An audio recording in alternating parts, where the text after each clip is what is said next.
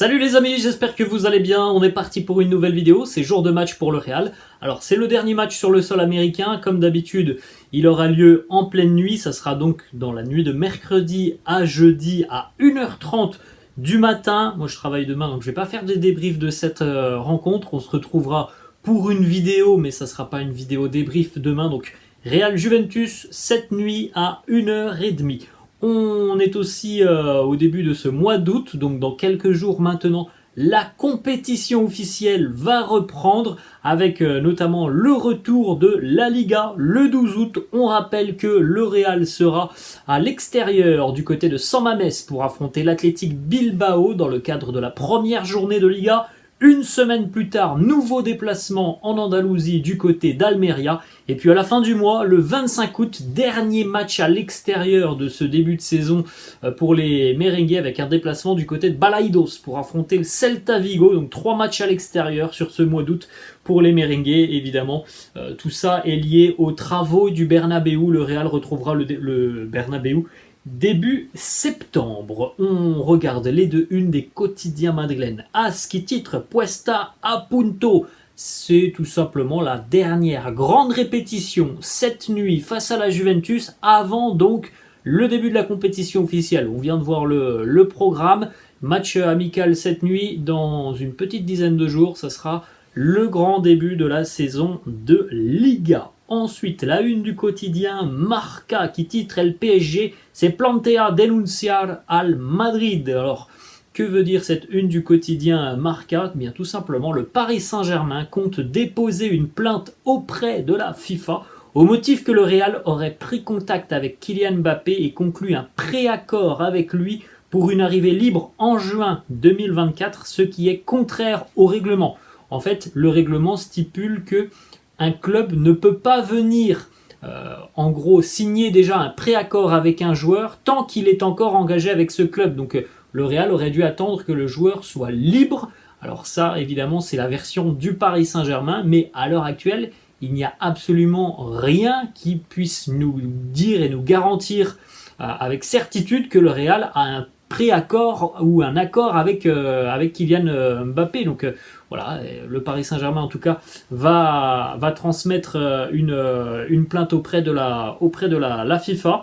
Donc du côté du Paris Saint-Germain, on explore évidemment les options juridiques si un transfert gratuit se matérialise. Le PSG est donc bel et bien convaincu que le Real aussi fera malgré tout une offre avant la fin du mercato, mais ignore si cette offre sera authentique ou simplement pour laisser croire que le Real a tenté l'opportunité Mbappé cet été. Donc voilà, du côté du PSG, on se dit peut-être on va recevoir une offre dans les prochains jours, prochaines semaines, avant la fin du mois, mais ça pourrait être une offre en fait du Real, une offre déguisée pour faire croire qu'on avait l'intention d'acheter Mbappé, mais au final qu'on va attendre encore un an pour qu'il arrive librement. Voilà, donc le PSG part dans un périple juridique à l'encontre du Real. On a deux petites déclats de Carlo hier en conférence de presse qui a réagi justement à toutes ces infos qui concernent le PSG, les plaintes auprès de la FIFA. Carlo qui nous dit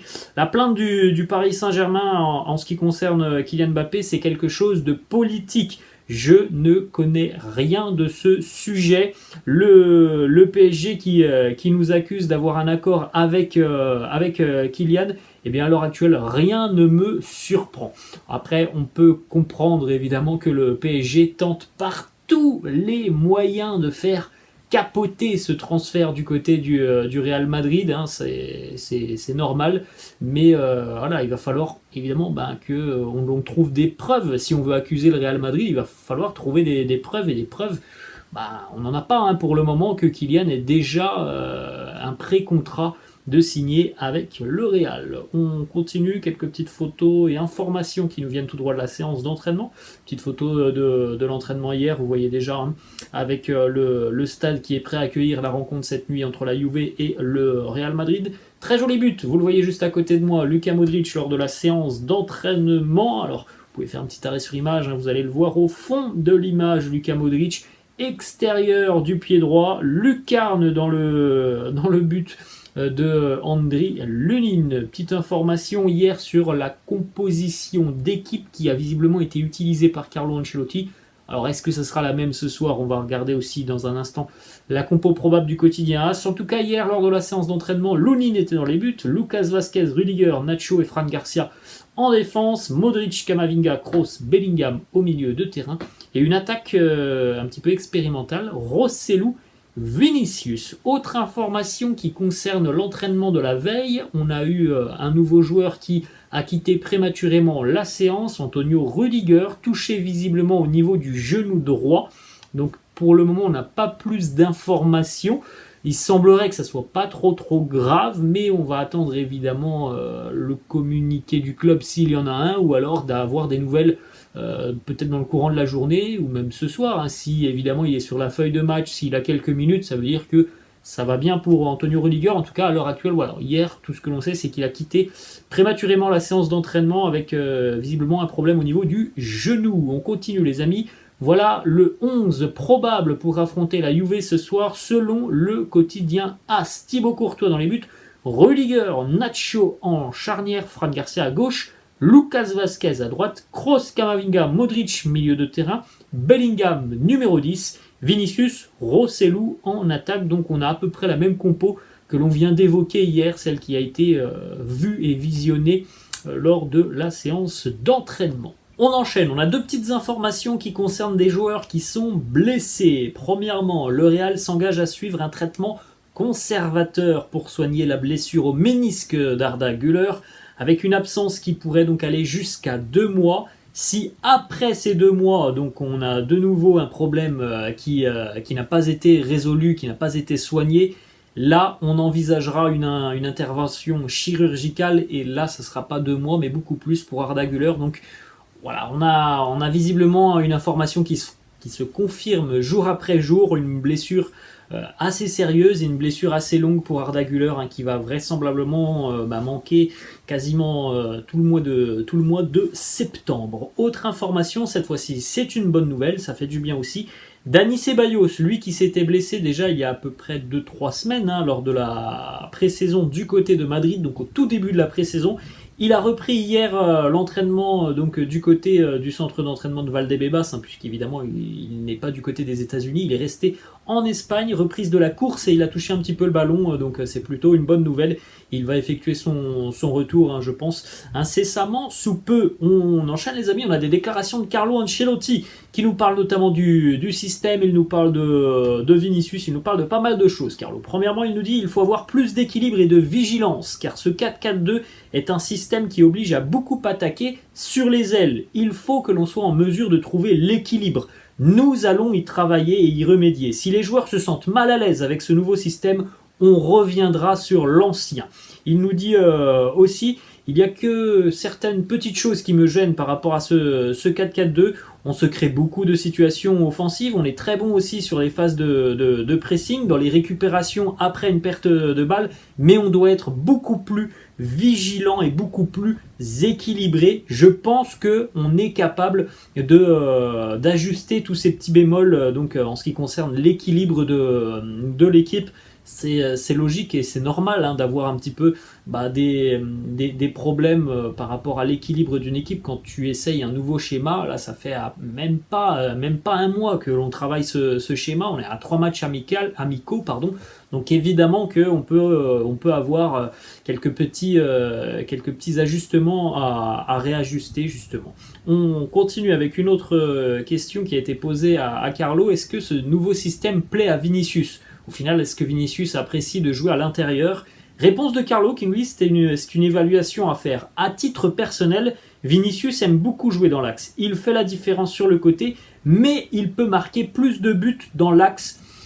Bon, moi j'attends de voir surtout Vinicius qui nous en dit un petit peu plus sur son positionnement, sur le rôle qu'il apprécie le plus. Je ne suis pas sûr que Vinicius plein axe, ça permette à Vini de marquer plus de buts. Moi, comme je le dis, en tout cas c'est mon avis, je préfère Vinicius sur le côté, et Vinicius sur le côté, il marque déjà beaucoup. Marquer plein axe, c'est avoir beaucoup d'espace dans le dos, c'est pas forcément ce qui attendra le Real, hein. Je pense qu'une équipe qui va affronter Vinicius en tant que numéro 9 ou en tant qu'attaquant central, elle va très rapidement comprendre qu'il ne faut pas laisser d'espace dans son dos et ça limite, je trouve, les possibilités pour Vini. Autre question qui a été posée à Carlo, quel va être le rôle de Toni Kroos et celui de Modric cette saison? Il nous dit « Rien ne change dans les matchs car ça reste des joueurs avec des connaissances et une expérience que personne n'a. Ils ont beaucoup apporté, ils le feront encore cette année, j'en suis persuadé. » En ce qui concerne les jeunes joueurs et notamment Nico Paz, il nous dit Nico, il travaille très très bien, c'est un joueur talentueux, il est jeune et on a l'impression qu'il fait partie de l'équipe première depuis déjà très longtemps. On ne veut pas lui mettre de pression, mais il a beaucoup de qualité. Il a en tout cas tout ce qu'il faut pour pouvoir performer au plus haut niveau au Real dans le futur. On enchaîne, on va terminer. On a 3 petites informations, déjà 2 qui concernent le mercato. Le Real est toujours ouvert à un départ d'Andriy Lunin. Selon Marca, le club demande 8 millions d'euros pour laisser partir le joueur.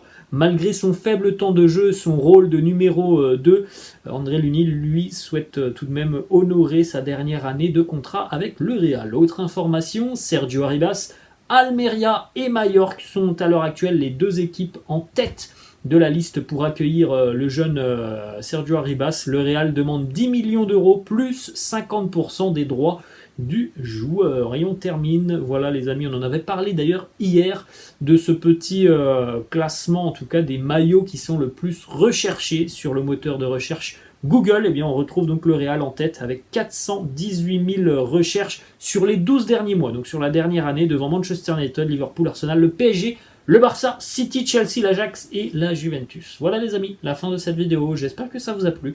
N'hésitez pas comme d'habitude à lâcher un petit pouce bleu. N'hésitez pas non plus à vous abonner à la chaîne. Je vous laisse et je vous dis à la prochaine. Ciao.